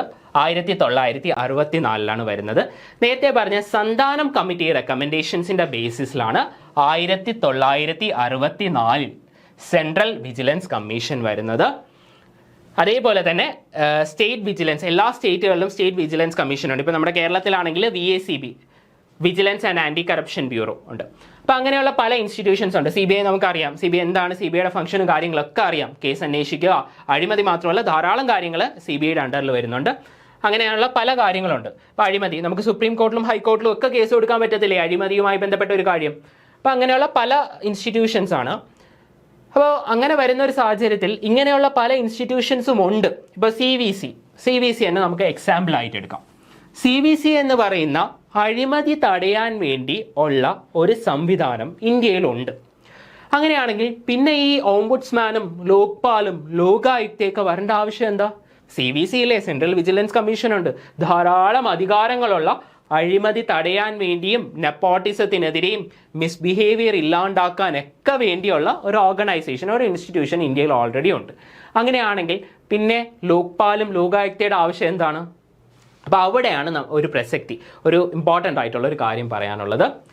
ഈ CVC എന്ന് പറയുന്നത്, അതായത് സെൻട്രൽ വിജിലൻസ് കമ്മീഷൻ, ഉദ്യോഗസ്ഥ ശൃംഖല, അതായത് ബ്യൂറോക്രസിക്ക് അകത്തുള്ള അഴിമതിയും സ്വജനപക്ഷപാതവും മിസ്ബിഹേവിയറും ഇതിനൊക്കെ എതിരാണ്. ഏതിനകത്തുള്ള? ബ്യൂറോക്രസിക്കെതിരെയുള്ള അല്ലെങ്കിൽ ബ്യൂറോക്രസിക്ക് അകത്തുള്ള അഴിമതിക്കെതിരെയാണ് CVCക്ക് ഒരിക്കലും ഭരണതലത്തിലും അതേപോലെ തന്നെ രാഷ്ട്രീയ തലത്തിലുമുള്ള ഈ അഴിമതി ആരോപണങ്ങളും നെപ്പോട്ടിസവും മിസ്ബിഹേവിയറിനെതിരെ ഒന്നും ചെയ്യാൻ കഴിയത്തില്ല. അതായത് ബ്യൂറോക്രസിയെ മാത്രമേ ശുചീകരിക്കാൻ CVCയെ കൊണ്ട് കഴിയൂ. പക്ഷേ ബ്യൂറോക്രസി മാത്രമല്ലല്ലോ, എലക്റ്റഡ് റെപ്രസെൻറ്റേറ്റീവ്സ് ഇല്ലേ, ലെജിസ്ലേച്ചർ ഇല്ലേ, അങ്ങനെ പല കാര്യങ്ങളിലും ഈ പ്രശ്നങ്ങളെല്ലാം സംഭവിക്കാറില്ലേ. അപ്പോൾ ഭരണത്തിലും ഉദ്യോഗസ്ഥ ശൃംഖലയിലും അതേപോലെ തന്നെ രാഷ്ട്രീയത്തിലും, ഇതിൽ മൂന്നിലും അഴിമതിയും നേരത്തെ പറഞ്ഞ മറ്റു പല പ്രശ്നങ്ങളും സംഭവിക്കും. അപ്പോൾ അതെല്ലാം പരിഹരിക്കുക എന്നതാണ് നമ്മുടെ അൾട്ടിമേറ്റ് എയിം. അപ്പോൾ അതുകൊണ്ടാണ് ലോക്പാൽ ലോകായുക്ത എന്നൊരു ഇൻസ്റ്റിറ്റ്യൂഷൻ വരുന്നത്. CVCയെ കൊണ്ട് ബ്യൂറോക്രസി മാത്രമേ നേരെയാക്കാൻ സാധിക്കത്തുള്ളൂ. അപ്പോൾ India borrowed the Lokpal and Lokayukta concepts from ombudsman. അപ്പോൾ ഞാൻ നേരത്തെ പറഞ്ഞ കാര്യം തന്നെയാണ്. ഓംബുഡ്സ്മാൻ എന്ന് പറയുന്ന സിസ്റ്റത്തിൽ നിന്നാണ് ഇന്ത്യയിൽ ലോക്പാൽ, ലോകായുക്ത എന്ന് പറയുന്ന 2 ഇൻസ്റ്റിറ്റ്യൂഷൻസ് വരുന്നത്. ഇവ തമ്മിലുള്ള വ്യത്യാസം എന്താണെന്ന് വെച്ചാൽ ലോക്പാൽ സെൻട്രൽ ലെവലിലാണെങ്കിൽ ലോകായുക്ത സ്റ്റേറ്റ് ലെവലിലാണ്. അതായത് സ്റ്റേറ്റ് ലെവലിലുള്ള എല്ലാ അഴിമതി ആരോപണങ്ങളെ അന്വേഷിക്കാനുള്ള അധികാരം ലോകായുക്തയ്ക്കാണ്. അതേപോലെ തന്നെ അതേ കാര്യം സെൻട്രൽ ലെവലിൽ ഓപ്പറേറ്റ് ചെയ്യുന്ന ആളാണ് ലോക്പാൽ.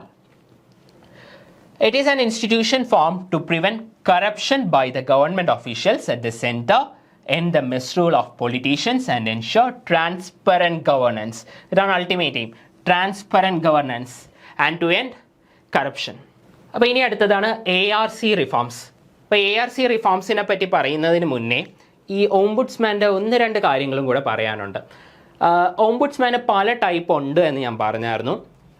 അതിൽ ഏറ്റവും ഇമ്പോർട്ടൻ്റ് ആയിട്ടുള്ള ചില ഓംബുഡ്സ്മാൻസും അതേപോലെ എക്സാമിന് ചോദിക്കുന്ന ഓംബുഡ്സ്മാൻ റിലേറ്റഡ് ആയിട്ടുള്ള കുറച്ച് ക്വസ്റ്റ്യൻസ് ഉണ്ട്.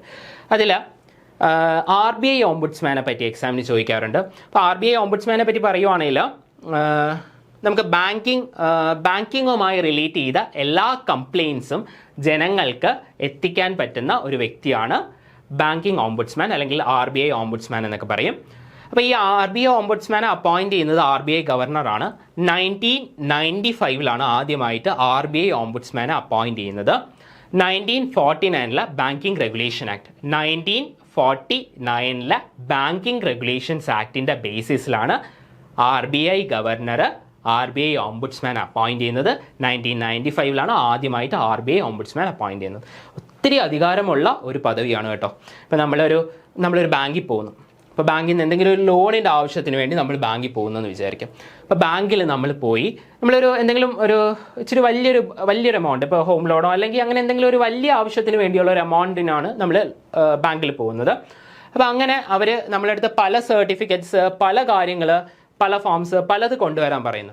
അതെല്ലാം നമ്മൾ സമർപ്പിക്കുന്നു. എന്നാലും അവർ ലോണ് നമുക്ക് തരുന്നില്ല. അപ്പം അങ്ങനെയാണ് അവർ ഒരു തരത്തിലും ലോണ് തരുന്നില്ല. അങ്ങനെയാണെങ്കിൽ നമുക്ക് അവർ പറയുന്ന എല്ലാ മാനദണ്ഡങ്ങളും എല്ലാ ക്രൈറ്റീരിയാസും നമ്മൾ സാറ്റിസ്ഫൈഡ് ആണ്, എന്നിട്ടും അവർ ലോണ് തരുന്നില്ല. നമുക്ക് നേരെ എവിടെ ചെല്ലാം? RBI ഓംബുഡ്സ്മാൻ്റെ അടുത്ത് ചെല്ലാം. RBI ഓംബുഡ്സ്മാന് ശരിക്കും പറഞ്ഞാൽ ആ ഒരു കേസ് സ്വീകരിച്ച് കഴിയുമ്പോൾ തന്നെ എപ്പോഴാണോ ഈ ഒരു സംഭവം നടക്കുന്നത് അപ്പം തന്നെ ശരിക്കും പറഞ്ഞാൽ ആ ബാങ്കുകാർ ആ ഒരു ലോൺ വരെ അപ്രൂവ് ചെയ്ത് തരും. അത്രയേറെ ഇമ്പോർട്ടൻസ് ഉള്ള ഒത്തിരി അധികാരങ്ങളുള്ള ഒരു പദവിയാണ് RBI ഓംബുഡ്സ്മാൻ. അതേപോലെ തന്നെ നമ്മുടെ LSTD ഓംബുഡ്സ്മാൻ എന്ന് പറയുന്ന ഒരു സംഭവമുണ്ട്. നമ്മുടെ തദ്ദേശ സ്വയംഭരണ സ്ഥാപനങ്ങളുമായി റിലേറ്റ് ചെയ്യുന്ന ഓംബുഡ്സ്മാനാണ്. ഇന്ത്യയിൽ ആദ്യമായി LSTD ഓംബുഡ്സ്മാനെ അപ്പോയിൻറ്റ് ചെയ്യുന്ന സംസ്ഥാനം കേരളമാണ്. 2000 ആദ്യമായി LSTD ഓംബുഡ്സ്മാനെ കേരളത്തിൽ അപ്പോയിൻറ്റ് ചെയ്യുന്നത്. ആദ്യത്തെ സംസ്ഥാനം കേരളമാണ്. അതുകൊണ്ട് തന്നെ പല പ്രാവശ്യം ക്വസ്റ്റ്യനിൽ ചോദിച്ചിട്ടുണ്ട്. അതേപോലെ തന്നെ നമ്മുടെ തൊഴിലുറപ്പ് പദ്ധതി MGNREGA, Mahatma Gandhi national rural employment guarantee act. അപ്പോൾ ഇതിനും ഒരു ഓംബുഡ്സ്മാൻ ഉണ്ട്. അത് വളരെ അടുത്ത 2017 ജൂലൈയിലാണ് MGNREGAക്ക് ഓംബുഡ്സ്മാനൊക്കെ വരുന്നത്. അതും ഇന്ത്യയിൽ ആദ്യമായി അപ്പോയിൻറ്റ് ചെയ്യുന്ന സംസ്ഥാനം നമ്മുടെ കേരളമാണ്. അപ്പോൾ ഈ 2 കാര്യങ്ങൾ ഓർത്തോളാം. MGNREGA ആൻഡ് LSTD ഓംബുഡ്സ്മാൻ, ഇത് രണ്ടും ആദ്യമായി അപ്പോയിൻറ്റ് ചെയ്യുന്ന സംസ്ഥാനം എന്ന് പറയുന്നത് കേരളമാണ്. LSTD ഓംബുഡ്സ്മാൻ 2000 അതേപോലെ തന്നെ MGNREGA നമ്മുടെ തൊഴിലുറപ്പ് പദ്ധതി, Mahatma Gandhi national rural employment guarantee act പ്രകാരമുള്ള നമ്മുടെ തൊഴിലുറപ്പ് പദ്ധതിയുടെ ഓംബുഡ്സ്മാൻ അപ്പോയിൻറ്റ് ചെയ്യുന്നത് കേരളമാണ്. 2017 ജൂലൈയിലാണ് അത് അപ്പോയിൻറ്റ് ചെയ്യുന്നത്. ഓക്കെ, ഇനി അടുത്ത അഡ്മിനിസ്ട്രേറ്റീവ് റിഫോംസ് കമ്മീഷൻ. ഇന്ത്യയിൽ ആദ്യമായി ഒരു അഡ്മിനിസ്ട്രേറ്റീവ് റിഫോംസിന് വേണ്ടി ഒരു കമ്മീഷൻ സ്ഥാപിക്കുന്നത് 1966 ഈ ഒരു കമ്മീഷൻ്റെ ഫംഗ്ഷൻ എന്താണെന്ന് വെച്ചാൽ ഭരണം നവീകരിക്കുക. നമുക്ക് ആ പേരിൽ നിന്ന് തന്നെ അറിയാൻ പറ്റും, അഡ്മിനിസ്ട്രേറ്റീവ് റിഫോംസ്, ഭരണ നവീകരണത്തിനുള്ള കമ്മീഷനാണ്. എല്ലാ സംസ്ഥാനങ്ങൾക്കും ഉണ്ട് കേട്ടോ, നമ്മുടെ കേരളത്തിലും ഉണ്ട്. 2016 കേരളത്തിൽ അവസാനമായി നമ്മുടെ അഡ്മിനിസ്ട്രേറ്റീവ് റിഫോംസ് കമ്മീഷൻ അപ്പോയിൻറ്റ് ചെയ്യുന്നത്. നമ്മുടെ VS അച്യുതാനന്ദനൊക്കെ ആയിരുന്നു അതിൻ്റെ ചെയർമാൻ, നമ്മുടെ കേരളത്തിലെ അഡ്മിനിസ്ട്രേറ്റീവ് റിഫോംസ് കമ്മീഷൻ്റെ 2016. അപ്പോൾ ഇത് നമ്മുടെ സെൻട്രൽ അഡ്മിനിസ്ട്രേറ്റീവ് റിഫോംസ് കമ്മീഷനെ കുറിച്ചാണ് പറയുന്നത്. അപ്പോൾ ഇന്ത്യയിൽ ആദ്യമായി 1966 മൊറാർജി ദേശായിയുടെ ചെയർമാൻഷിപ്പിൽ അഡ്മിനിസ്ട്രേറ്റീവ് റിഫോംസ് കമ്മീഷൻ വരുന്നു. ആ ഒരു അഡ്മിനിസ്ട്രേറ്റീവ് റിഫോംസ് കമ്മീഷനും ധാരാളം റെക്കമെൻഡേഷൻസ് നൽകുന്നുണ്ട്. അതിൽ ഏറ്റവും ഇമ്പോർട്ടൻ്റ് ആയിട്ടുള്ള അവരുടെ റെക്കമെൻഡേഷൻസിൽ ഒന്നാണ് ലോക്പാൽ ആൻഡ് ലോകായുക്തയുടെ സെറ്റിംഗ് അപ്പ്.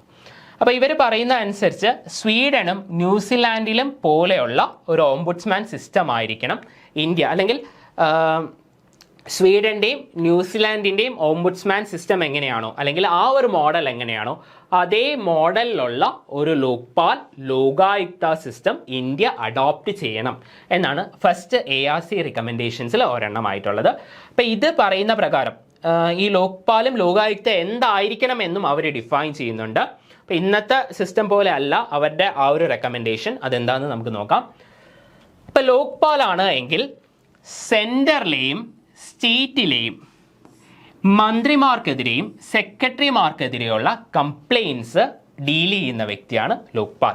ഒന്നുകൂടെ പറയാം, ഫസ്റ്റ് ARC റെക്കമെൻഡേഷൻസ് പ്രകാരം അവരുടെ അഭിപ്രായ പ്രകാരം ലോക്പാൽ എന്ന് പറയുന്നത് സെൻറ്ററിലും അതേപോലെ തന്നെ സ്റ്റേറ്റിലുമുള്ള മന്ത്രിമാർക്കും സെക്രട്ടറിമാർക്കും എതിരെയുള്ള കംപ്ലയിൻസുമായി ഡീൽ ചെയ്യുന്ന വ്യക്തികളായിരിക്കും ലോക്പാൽ. അതേപോലെ തന്നെ ലോകായുക്ത എന്ന് പറയുന്നത് സ്പെസിഫൈഡ് ആയിട്ടുള്ള ഹയർ ഒഫീഷ്യൽസിനെതിരെ ഉള്ള അഴിമതി ആരോപണങ്ങൾ അല്ലെങ്കിൽ അവർക്കെതിരെയുള്ള കംപ്ലയിൻസ് അന്വേഷിക്കുന്ന ഒരു ഇൻസ്റ്റിറ്റ്യൂഷൻ ആയിരിക്കും ലോകായുക്ത. ലോകായുക്ത സെൻറ്ററിലും ഒരെണ്ണമുണ്ട്, അതേപോലെ തന്നെ സംസ്ഥാനത്തും ഒരെണ്ണമുണ്ട്. ഈ ഒരു സിസ്റ്റമാണ് ഫസ്റ്റ് ARC റെക്കമെൻഡേഷൻസ് പറയുന്നത്. പക്ഷേ പിന്നീട് നമ്മൾ വരുന്ന ഇപ്പം നിലവിൽ ആ ഒരു സിസ്റ്റം അല്ല, റെക്കമെൻഡേഷൻസിൽ ഇങ്ങനെയാണ് ഫസ്റ്റ് ARC റെക്കമെൻഡേഷൻസിൽ. അപ്പോൾ മാറിപ്പോകരുത്. അപ്പോൾ ഈ ഫസ്റ്റ് ARC റെക്കമെൻഡേഷൻസിൻ്റെ ബേസിസിൽ പറയുന്ന കാര്യം എന്താണെന്ന് വെച്ചാൽ ഓംബുഡ്സ്മാൻ എന്ന് പറയുന്ന സിസ്റ്റം നമ്മുടെ ന്യൂസിലാൻഡിലെ സിസ്റ്റം പോലെ ആയിരിക്കണം. ദാറ്റ് മീൻസ് ജുഡീഷ്യറിയെ ഇതിൻ്റെ അധികാര പരിധിയിൽ, അതായത് ഈ ഓംബുഡ്സ്മാൻ അല്ലെങ്കിൽ ലോകായുക്ത ലോക്പാലിൻ്റെ അധികാര പരിധിയിൽ നിന്ന് മാറ്റി നിർത്തണം.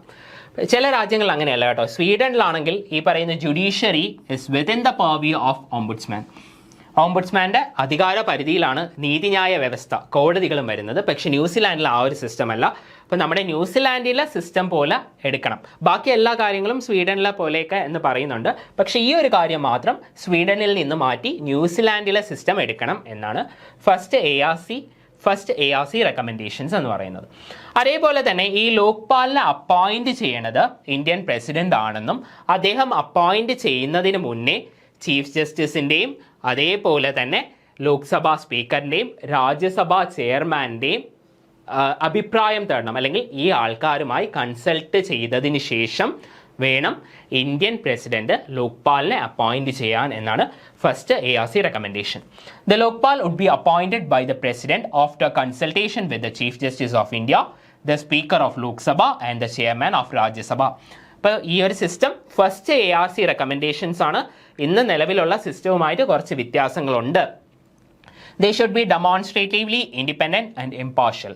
ഇൻഡിപെൻഡൻറ്റും ആയിരിക്കണം, ഇംപാർഷ്യലും ആയിരിക്കണം. അതേപോലെ തന്നെ ഈ ഒരു ഇൻവെസ്റ്റിഗേഷൻസ്, അതായത് ലോക്പാലിനെ ലോകായുക്ത അല്ലെങ്കിൽ ഓംബുഡ്സ്മാന് പകരം വരുന്ന ആ ഒരു സിസ്റ്റം, അതിൻ്റെ ഇൻവെസ്റ്റിഗേഷൻസ് എല്ലാം പ്രൈവറ്റുമായിരിക്കണം. അതേപോലെ തന്നെ ഇൻഫോർമൽ ഇൻ ക്യാരക്ടർ ആയിരിക്കണം. അതേപോലെ തന്നെ അപ്പോയിൻമെൻറ്റ് കഴിയുന്നത്രയും പൊളിറ്റിക്കൽ ആകാതിരിക്കുക, നോൺ പൊളിറ്റിക്കൽ ആക്കുക. അതായത് ഈ ഒരു സിസ്റ്റം വരുന്നത് തന്നെ എന്തിനു വേണ്ടിയാ? രാഷ്ട്രീയക്കാർക്കെതിരെയുള്ള അഴിമതി ആരോപണങ്ങൾക്ക് വേണ്ടിയല്ലേ. ഇപ്പോൾ ഉദ്യോഗസ്ഥ വിഭാഗത്തിന് എതിരെ വരുന്ന അഴിമതി ആരോപണങ്ങൾ അന്വേഷിക്കാൻ വേണ്ടി CVC ഓൾറെഡി ഉണ്ട്. അപ്പോൾ പിന്നെ അതല്ല പ്രയോറിറ്റി. ഭരണത്തിലും അതേപോലെ തന്നെ രാഷ്ട്രീയത്തിലും അല്ലെങ്കിൽ ഈ രണ്ട് തലങ്ങളിലുമുള്ള അഴിമതി ആരോപണങ്ങളെ അന്വേഷിക്കാൻ വേണ്ടിയല്ലേ ഈ ലോക്പാൽ എന്ന് പറയുന്ന ഒരു സിസ്റ്റം വരുന്ന. അതുകൊണ്ട് തന്നെ മാക്സിമം ഈ ഒരു അപ്പോയിൻമെൻറ്റ്, ഇതുമായി ബന്ധപ്പെട്ട അപ്പോയിൻമെൻറ്റ് നോൺ പൊളിറ്റിക്കൽ ആക്കണം. Their status should compare with the highest judicial functionaries in the country. അതായത് ഇന്ത്യയിലുള്ള ഏറ്റവും ഹയസ്റ്റ് ജുഡീഷ്യൽ അതോറിറ്റി എന്ന് പറയുന്നത് നമ്മുടെ സുപ്രീം കോർട്ട് ചീഫ് ജസ്റ്റിസ്. അപ്പോൾ സുപ്രീം കോർട്ട് ചീഫ് ജസ്റ്റിസിനോളം തന്നെ സ്റ്റാറ്റസ് ഉള്ള ഒരു പോസ്റ്റ് ആയിരിക്കണം നമ്മുടെ ലോകായുക്ത എന്നാണ് പറയുന്നത്. They should deal with matters in the discretionary field involving act of injustice, corruption and favoritism. Corruption, injustice. അപ്പോൾ ഈ കാര്യങ്ങൾക്കെതിരെയൊക്കെയാണ് അവർ കംപ്ലയിൻസ് എടുക്കേണ്ടത്. ഇങ്ങനെയുള്ള കാര്യങ്ങളാണ്. അതേപോലെ തന്നെ ഒരു തരത്തിലുള്ള ജുഡീഷ്യൽ ഇൻ്റർഫറൻസ് പാടില്ല ഇവരുടെ അന്വേഷണവുമായി ബന്ധപ്പെട്ട്. വളരെ ഇമ്പോർട്ടൻ്റ് ആയിട്ടുള്ള ഒരു കാര്യമാണ്. അതായത് ഒരു ഓംബുഡ്സ്മാൻ്റെ അധികാര പരിധി ആര് കൈകടത്താൻ പാടില്ല? ജുഡീഷ്യറി കൈകടത്താൻ പാടില്ല എന്നാണ് പറയുന്നത്. ഒരു തരത്തിലുള്ള ജുഡീഷ്യൽ ഇൻ്റർഫറൻസും ലോകായുക്ത, ലോക്പാൽ അല്ലെങ്കിൽ ഓംബുഡ്സ്മാന് പകരം വരുന്ന സിസ്റ്റത്തിൽ പാടില്ല. വളരെ ഇമ്പോർട്ടൻ്റ് ആയിട്ടുള്ള, മീൻസ് അത്രത്തോളം അധികാരമുള്ള ഒരു പോസ്റ്റ് ആയിട്ടാണ് ഈ ഒരു കാര്യം ഓംബുഡ്സ്മാൻ അല്ലെങ്കിൽ ലോക്പാൽ, ലോകായുക്ത വരുന്നത്. They should have the maximum latitude and powers in obtaining information relevant to their duties. അവരുടെ നീതി നിർവഹണത്തിന് വേണ്ടി, ഓംബുഡ്സ്മാൻ്റെ നീതി നിർവഹണത്തിന് വേണ്ടി ഇന്ത്യയിലുള്ള ഏതൊരു സ്ഥാപനത്തിനകത്തു നിന്നും ഡേറ്റ കളക്ട് ചെയ്യാനുള്ള അധികാരം ഓംബുഡ്സ്മാൻ ഉണ്ടായിരിക്കണം. അതേപോലെ തന്നെ ഒരു തരത്തിലുള്ള അഡ്വാൻറ്റേജും ഗവൺമെൻറ്റിൽ നിന്ന് ഒരു തരത്തിലുള്ള അഡ്വാൻറ്റേജും പ്രതീക്ഷിച്ചായിരിക്കരുത് ഈ ഒരു ഓംബുഡ്സ്മാൻ അല്ലെങ്കിൽ ലോക്പാൽ വർക്ക് ചെയ്യേണ്ടത്. അപ്പോൾ പറഞ്ഞായിരുന്നു നേരത്തെ, ഫസ്റ്റ് ARC വരുന്നു. ARCയുടെ ചെയർമാൻ മൊറാർജി ദേശായാണ് 1966 അപ്പോയിന്റ് ചെയ്യുന്നത്. പക്ഷേ ഇവരുടെ ഈ ഒരു റിപ്പോർട്ട് സമർപ്പിക്കുന്നത് 4 വർഷത്തിന് ശേഷമാണ്, 1970 അപ്പോൾ ആ സമയത്ത് മൊറാർജി ദേശായി ആയിരുന്നില്ല, കെ ഹനുമന്തയ്യ എന്ന് പറയുന്ന വ്യക്തിയായിരുന്നു ARCയുടെ ചെയർമാൻ എന്ന് പറയുന്നത്. First administrative reforms commission submitted it's report in 1970. Appoint ചെയ്യുന്നത് 1966 പക്ഷേ സബ്മിറ്റ് ചെയ്യുന്നത് 1970. ആ ഒരു സമയത്ത് ARCയുടെ ചെയർമാൻ, ഫസ്റ്റ് ARCയുടെ ചെയർമാൻ എന്ന് പറയുന്നത് കെ ഹനുമന്തയ്യ ആണ്. ഇപ്പോൾ ചില രാജ്യങ്ങൾ, നേരത്തെ ഞാൻ പറഞ്ഞു ഗുവാന പോലെയുള്ള രാജ്യങ്ങളൊക്കെ ഈവൻ ഒരു ഡെവലപ്പിംഗ് നേഷനാണ്, എന്നിട്ട് പോലും 1966 ഓംബുഡ്സ്മാൻ സിസ്റ്റം അവിടെ അഡോപ്റ്റ് ചെയ്ത് കഴിഞ്ഞു. നമ്മളിവിടെ തീരുമാനിക്കുന്നേ ഉള്ളൂ, റെക്കമെൻഡേഷൻസും വായിച്ചുകൊണ്ടിരിക്കുന്ന സമയത്ത്. അപ്പോൾ ഇതിൻ്റെ ഒരു ലെജിസ്ലേറ്റീവ് ജേർണി നമുക്ക് നോക്കാം. നമ്മുടെ ഇന്ത്യൻ പാർലമെൻറ്റിൽ എങ്ങനെയാണ് നമ്മുടെ ഈ ലോക്പാൽ, ലോകായുക്ത ബില്ല് ഓടി നടന്നതെന്ന്. ഭയങ്കര ഇപ്പം നമുക്കൊരു നമ്മുടെ ഇന്ത്യൻ പൊളിറ്റിക്കൽ സിസ്റ്റമൊക്കെ നമുക്ക് ഈ ഒരു ലെജിസ്ലേറ്റീവ് ജേർണി എന്നൊക്കെ മനസ്സിലാവും. ശരിക്കും പറഞ്ഞാൽ 1968 മെയ് 9 ആദ്യമായി Lokpal and Lokayukta bill introduce ചെയ്യുന്നത്. അന്നത്തെ ഒരു MP ആയിട്ടുള്ള ശാന്തി ഭൂഷൺ എന്ന് പറയുന്ന വ്യക്തി ഇന്ത്യൻ പൊളിറ്റിക്സിലൊക്കെ ഏറ്റവും ഏറെ സ്വാധീനം ചെലുത്തിയൊരു വ്യക്തിയാണ്. ഇന്ത്യയിലെ ഏറ്റവും കോൺട്രവേഴ്സ്യൽ ആയിട്ടുള്ള ഭരണഘടനാ ഭേദഗതികളിൽ ഒന്നായ 44ാം ഭരണഘടനാ ഭേദഗതിയുടെ സമയത്തുള്ള ഇന്ത്യയുടെ നിയമമന്ത്രിയായിരുന്നു ഇദ്ദേഹം.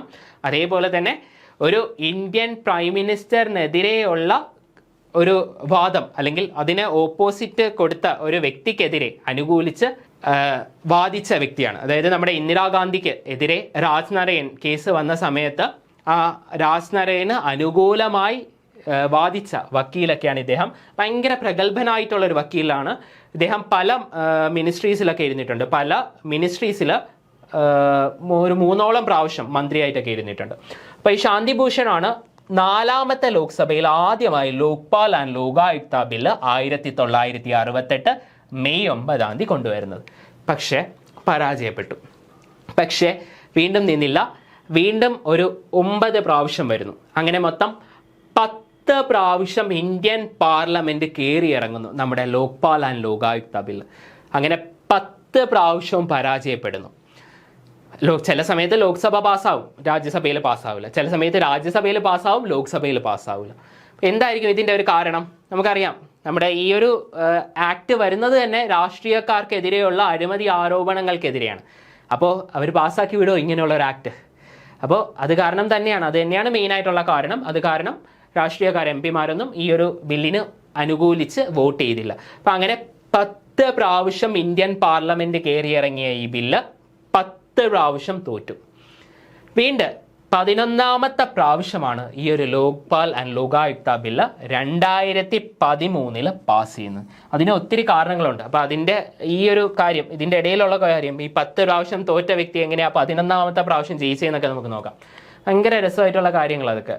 അപ്പോൾ അത് കഴിഞ്ഞ് 2002 നമ്മുടെ ഇന്ത്യൻ ഭരണഘടനയെ റിവ്യൂ ചെയ്യാൻ വേണ്ടി ഒരു നാഷണൽ കമ്മീഷൻ, അല്ലെങ്കിൽ ഇന്ത്യൻ ഭരണഘടനയുടെ വർക്കിംഗ് റിവ്യൂ ചെയ്യാൻ വേണ്ടി ഒരു നാഷണൽ കമ്മീഷൻ വരുന്നു. ഈ MN വെങ്കടാചലയ്യയുടെ ചെയർമാൻഷിപ്പിലാണ് ഈ ഒരു കമ്മീഷൻ വരുന്നത്. അപ്പോൾ ഈ ഒരു കമ്മീഷൻ വന്നു കഴിഞ്ഞപ്പോഴത്തേക്ക് ഈ ഒരു കമ്മീഷനും ഇതേ കാര്യം തന്നെ, ലോക്പാൽ ആൻഡ് ലോകായുക്ത സെറ്റപ്പ് ചെയ്യുക എന്ന് തന്നെയായിരുന്നു അവരും റെക്കമെൻഡ് ചെയ്തത്. അതേപോലെ തന്നെ ഒരു കാര്യവും കൂടെ അവർ റെക്കമെൻഡ് ചെയ്തു. നമ്മുടെ ഈ ഒരു കമ്മീഷൻ പ്രൈം മിനിസ്റ്ററിനെ ഒഴിവാക്കുക, അല്ലെങ്കിൽ ലോക്പാലിന്റെ പെർവ്യൂവിലായിരിക്കരുത് prime minister. The commission recommended to keep the prime minister out of the purview of Lokpal. Prime മിനിസ്റ്ററും PMOയും, അതായത് പ്രൈം മിനിസ്റ്റേഴ്സ് ഓഫീസും എന്തിൽ നിന്ന് ലോക്പാലിന്റെ അധികാര പരിധിയിലാക്കരുത് എന്നും ഈ ഒരു കമ്മീഷൻ റെക്കമെൻഡേഷൻ നൽകി. അതിനുശേഷം 2005 രണ്ടാമത്തെ administrative reforms commission, second ARC, നമ്മൾ നേരത്തെ ഫസ്റ്റ് ARCയുടെ കാര്യം പറഞ്ഞു, മൊറാർജി ദേശായിയുടെ കാര്യമൊക്കെ നമ്മൾ പറഞ്ഞായിരുന്നു, റെക്കമെൻഡേഷൻസിന്റെ കേസൊക്കെ നമ്മൾ പറഞ്ഞായിരുന്നു. ഇനി അടുത്ത രണ്ടാമത്തെ ഭരണ നവീകരണ കമ്മീഷൻ 2005 വരുന്നു, വീരപ്പ മൊയ്ലിയുടെ നേതൃത്വത്തിൽ. ഇതേ കമ്മീഷനും ഇതേ കാര്യങ്ങൾ തന്നെയാണ് പറയുന്നത്, അതായത് എത്രയും പെട്ടെന്ന് ലോക്പാൽ ലോകായുക്ത സെറ്റപ്പ് ചെയ്യുക. ഇപ്പോൾ നേരത്തെ പറഞ്ഞ പ്രൊവിഷൻസ് ഒക്കെ തന്നെ വീണ്ടും ഈ സെക്കൻഡ് ARCയും പറയുന്നത്. അങ്ങനെ ഇരുന്ന സമയത്താണ് നമ്മുടെ അണ്ണാ ഹസാരെ എന്ന് പറയുന്ന വ്യക്തിയുടെ ഒരു അദ്ദേഹത്തിൻ്റെ നമ്മുടെ ഫീൽഡിലേക്കുള്ള ഒരു വരവ്. അപ്പോൾ ഈ അണ്ണാ ഹസാരെ എന്ന് പറയുന്ന വ്യക്തി എന്ന് പറയുന്നത് ഇന്ത്യയിൽ ഇന്ന് ജീവിച്ചിരിക്കുന്ന ഏറ്റവും വലിയ ഗാന്ധിയനായിട്ടുള്ള ഒരു വ്യക്തിയാണ്. ലോകത്ത് ഇന്ത്യയിലെ ഏറ്റവും കൂടുതൽ ആൾക്കാർ ആദരിക്കുന്ന മനുഷ്യനാണ്. പത്മഭൂഷൺ ഉൾപ്പെടെയുള്ള അംഗീകാരങ്ങൾ രാജ്യം നൽകിയിട്ടുള്ള മനുഷ്യനാണ്. ജീവിച്ചിരിക്കുന്ന ഏറ്റവും വലിയ ഗാന്ധിയനായിട്ട് ജനങ്ങൾ വിശ്വസിക്കുന്ന വ്യക്തിയാണ് നമ്മുടെ അണ്ണാ ഹസാരെ. അപ്പോൾ അണ്ണാ ഹസാരെ 2011 ഒരു നിരാഹാര സമരത്തിന് പ്രഖ്യാപിച്ചു. അങ്ങനെ അദ്ദേഹം ന്യൂഡൽഹിയിൽ നിരാഹാര സമരം തുടങ്ങുന്നു. അപ്പോൾ അങ്ങനെ നിരാഹാര സമരത്തിൽ അദ്ദേഹത്തിൻ്റെ ആവശ്യം ഇതായിരുന്നു, Lokpal and Lokayukta bill pass ചെയ്യുക എന്നുള്ളത്. അങ്ങനെ ഇദ്ദേഹം ഈ ഒരു സമരം, ഇദ്ദേഹം ഓൾറെഡി ഇദ്ദേഹം ഫേമസ് ആയിട്ടുള്ള ഒരു വ്യക്തിയാണ്. അപ്പോൾ ഇദ്ദേഹത്തെ പോലെ ഒരു ഗാന്ധിയൻ വന്ന് ഇത്രയും നല്ലൊരു കാര്യത്തിന്, അതായത് ഇന്ത്യയിൽ നിന്ന് കറപ്ഷൻ ഒഴിവാക്കുക, പ്രിവെന്റ് കറപ്ഷൻ അല്ലെങ്കിൽ എൻഡ് കറപ്ഷൻ എന്നുള്ള ഒരു ആവശ്യവുമായി ഇദ്ദേഹം ഒരു മൂവ്മെന്റ് തുടങ്ങുന്നു. ഇന്ത്യ എഗെയിൻസ്റ്റ് കറപ്ഷൻ മൂവ്മെന്റ് ആണ്. ഒരു പാർട്ടിയോ കാര്യങ്ങളോ ഒന്നുമല്ല, ഒരു മൂവ്മെന്റ് മാത്രമാണ്, ഇന്ത്യ എഗെയിൻസ്റ്റ് കറപ്ഷൻ. ഇങ്ങനെ ഒരു മൂവ്മെന്റ് തുടങ്ങുന്നു. അപ്പോൾ ഇതറിഞ്ഞ പല പ്രമുഖന്മാരുമായിട്ടുള്ള ഇന്ത്യക്കാർ, പല മഹാന്മാരായിട്ടുള്ള ആൾക്കാർ, അരവിന്ദ് കെജ്രിവാൾ, കിരൺ ബേദി, ഇങ്ങനെയുള്ള പല പ്രമുഖരായിട്ടുള്ള ആൾക്കാരും ഇദ്ദേഹത്തിൻ്റെ കൂടെ അണിചേരുന്നു. അപ്പം അങ്ങനെ ആൾക്കാർ ദിവസം കഴിയുന്ന അനുസരിച്ച് ആൾക്കാരെല്ലാവരും സപ്പോർട്ടിന് വരുന്നു. അപ്പോൾ ഇത് കാണാതിരിക്കാൻ പറ്റാത്ത ഒരു അവസ്ഥയായി സെൻട്രൽ ഗവൺമെൻറ്. അന്ന് കോൺഗ്രസ് ആണ് ഭരിച്ചുകൊണ്ടിരുന്നത്. അപ്പോൾ അങ്ങനെ കോൺഗ്രസിൻ്റെ UPA ഗവൺമെൻറ് ആണ്. അപ്പോൾ ആ ഒരു സെൻട്രൽ ഗവൺമെൻറ്റിന് എന്തെങ്കിലും കാര്യം ചെയ്യേണ്ടതായി വരുന്നു. കാരണം ഇത്രയും വലിയൊരു വ്യക്തി, ഗാന്ധിയനായിട്ടുള്ള ഒരു വ്യക്തി, ഇന്ത്യയിലെ ഏറ്റവും കൂടുതൽ ആൾക്കാർ അംഗീകരിച്ചിട്ടുള്ള ഒരു ഗാന്ധിയൻ, രാജ്യം പലതരത്തിൽ അവാർഡ് നൽകിയിട്ടുള്ള ആ ഗാന്ധിയൻ, ധാരാളം പ്രമുഖരായിട്ടുള്ള ഇന്ത്യക്കാർ അദ്ദേഹത്തിൻ്റെ കൂടെ അണിചേരുന്നു. അപ്പോൾ ഒന്നും ചെയ്യാതിരിക്കാൻ പറ്റാത്ത ഒരു അവസ്ഥയായി. അപ്പോൾ അങ്ങനെ ഗവൺമെൻറ് ഇൻ്റർവീൻ ചെയ്യുന്നുണ്ട്. അങ്ങനെ ഗവൺമെൻറ് ഇൻ്റർവീൻ ചെയ്ത് അപ്പോൾ ഗവൺമെൻറ് ഇദ്ദേഹവുമായി സംസാരിക്കുന്നു. അങ്ങനെയാണെങ്കിൽ ഞങ്ങൾ Lokpal and Lokayukta bill pass ചെയ്യാം. അപ്പോൾ എത്രയും പെട്ടെന്ന് എത്രയും പെട്ടെന്ന് തന്നെ അതിനെപ്പറ്റി ഒന്ന് പഠിച്ച് പെട്ടെന്ന് തന്നെ ഞങ്ങൾ പാസ്സാകാം എന്നുള്ളൊരു ധാരണയുടെ പുറത്താണ് ശരിക്കും ഇദ്ദേഹത്തിൻ്റെ നിരാഹാര സമരവും കാര്യങ്ങളൊക്കെ നിർത്തുന്നത്. അപ്പോൾ നമ്മുടെ ഈ നേരത്തെ പറഞ്ഞല്ലോ, ഈ അരവിന്ദ് കെജ്രിവാൾ, അദ്ദേഹത്തിൻ്റെയൊക്കെ ശരിക്കും ഒരു നാഷണൽ സ്പിയറിലേക്കുള്ള അദ്ദേഹത്തിൻ്റെ വരവെന്ന് പറയുന്നത് ഈ ഒരു ഇന്ത്യ അഗെയിൻസ്റ്റ് കറപ്ഷൻ മൂവ്മെൻറ്റോടെയാണ്. ശരിക്കും ഈ ഒരു മൂവ്മെൻറ്റ് പിന്നീട് ഒരു രാഷ്ട്രീയ പാർട്ടിയാക്കി മാറ്റണമെന്നായിരുന്നു അരവിന്ദ് കെജ്രിവാളിനെ പോലെയൊക്കെയുള്ള ഒരു വ്യക്തികളുടെ ആഗ്രഹം. പക്ഷേ അണ്ണാ ഹസാരെ എന്ന് പറയുന്ന ഒരു ഗാന്ധിയന് ഒരിക്കലും ഇതൊരു രാഷ്ട്രീയ പാർട്ടിയായി മാറ്റണം എന്നൊരു ആഗ്രഹമില്ലായിരുന്നു. അപ്പോൾ അതുകൊണ്ട് തന്നെ ഇദ്ദേഹം ഇത് കഴിഞ്ഞ് ഈ ഒരു മൂവ്മെൻറ്റിന് ശേഷം ഇത് സ്റ്റോപ്പ് ചെയ്യുന്നുണ്ട്. പക്ഷേ അരവിന്ദ് കെജ്രിവാളിനെ പോലെയുള്ള ആൾക്കാർ പിന്നീട് പാർട്ടി ഫോം ചെയ്യുന്നു. അങ്ങനെ ഫോം ചെയ്ത പാർട്ടിയാണ് നമുക്ക് എല്ലാവർക്കും അറിയാവുന്ന ആം ആദ്മി പാർട്ടി. അതായത് ആം ആദ്മി പാർട്ടിയുടെ ഫോർമേഷൻ എന്ന് പറയുന്നതിൻ്റെ കാരണം എന്ന് പറയുന്നത് ഈ ഇന്ത്യ അഗെയിൻസ്റ്റ് കറപ്ഷൻ മൂവ്മെൻ്റ് ആണ്. ഈ അരവിന്ദ് കെജ്രിവാളിനെ പറ്റിയും ക്വസ്റ്റ്യൻസ് ചോദിച്ച് ധാരാളം പ്രാവശ്യം കണ്ടിട്ടുണ്ട്. അദ്ദേഹത്തിൻ്റെ ഒരു ഫേമസ് ആയിട്ടുള്ള കൃതിയുണ്ട് സ്വരാജ്. അതേപോലെ തന്നെ അദ്ദേഹത്തിന് രമൺ മഗ്സസെ അവാർഡ് കിട്ടിയിട്ടുണ്ട്. രമൺ മഗ്സസെ അവാർഡും നമ്മുടെ PSC എക്സാം പോയിന്റ് ഓഫ് വ്യൂവിൽ വളരെ ഇമ്പോർട്ടൻ്റ് ആണ്. നമുക്ക് അടുത്തിടെയും നമ്മുടെ ശൈലജ ടീച്ചർ മിനിസ്റ്ററിനും അത് വന്നു, പക്ഷേ സ്വീകരിച്ചില്ല. അതേപോലെ തന്നെ ആദ്യമായി കിട്ടിയ ഇന്ത്യൻ വിനോബ ഭാവെയാണ്, ധാരാളം പ്രാവശ്യം ചോദിച്ചിട്ടുണ്ട്. ആദ്യമായി രമൺ മഗ്സസെ അവാർഡ് കിട്ടിയ ആദ്യ ഇന്ത്യൻ വനിതയും ധാരാളം പ്രാവശ്യം ചോദിച്ചിട്ടുണ്ട്, മദർ തെരേസയാണ്. ഓക്കെ, അപ്പോൾ ഇതെല്ലാം അപ്പോൾ ഈ ഒരു പ്രശ്നവും കാര്യങ്ങളും ഒക്കെ വന്ന സമയത്ത് നമ്മുടെ സെൻട്രൽ ഗവൺമെൻറ് ഇൻ്റർവീൻ ചെയ്തു എന്ന് പറഞ്ഞു. അപ്പോൾ സെൻട്രൽ ഗവൺമെൻറ് ഇദ്ദേഹവുമായി സംസാരിച്ചതിന് ശേഷം സെൻട്രൽ ഗവൺമെൻറ് 10 പേരടങ്ങുന്ന ഒരു കമ്മിറ്റി ഫോം ചെയ്യുന്നുണ്ട്. അതിൻ്റെ ഹെഡായിട്ട് നമ്മുടെ അന്നത്തെ ഫിനാൻസ് മിനിസ്റ്ററായ പ്രണബ് മുഖർജിയെ ചെയർമാനാക്കി വെച്ച് ഒരു കമ്മിറ്റി ഫോം ചെയ്യുന്നുണ്ട്. ഇതിൽ 10 പേരടങ്ങുന്ന കമ്മിറ്റിയാണ്. അതിൽ 5 പേര് മിനിസ്റ്റേഴ്സും ബാക്കി 5 പേര് നമ്മുടെ അണ്ണാ ഹസാരെ പറയുന്ന ആൾക്കാരും. അങ്ങനെ ഈ 10 പേരടങ്ങുന്ന ഒരു സമിതിയെ ലോക്പാൽ ആൻഡ് ലോകായുക്ത ബില്ല് പഠിക്കാൻ വേണ്ടിയും അതിൻ്റെ റെക്കമെൻഡേഷൻസ് സബ്മിറ്റ് ചെയ്യാൻ വേണ്ടി അപ്പോയിൻ്റ് ചെയ്യുന്നു.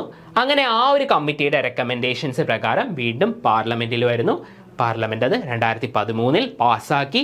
ഇന്ത്യയിൽ ലോക്പാൽ ആൻഡ് ലോകായുക്ത ആക്ട് 2013 എന്ന് പറയുന്ന ഒരു സാധനം നിലവിൽ വരുന്നു. അപ്പോൾ ഇതിൻ്റെ ഒരു ബേസിക് ഫാക്ട്സ് ആണ്, അതായത് പാസേജിനെ പറ്റിയുള്ള ഡേറ്റ്സ് ആണ്. ഒന്ന് നോക്കാം. 2013 ഡിസംബർ 17 രാജ്യസഭ പാസ്സാക്കുന്നത്. തൊട്ടടുത്ത ദിവസം തന്നെ ലോക്സഭയിൽ പാസ്സാവുന്നുണ്ട്.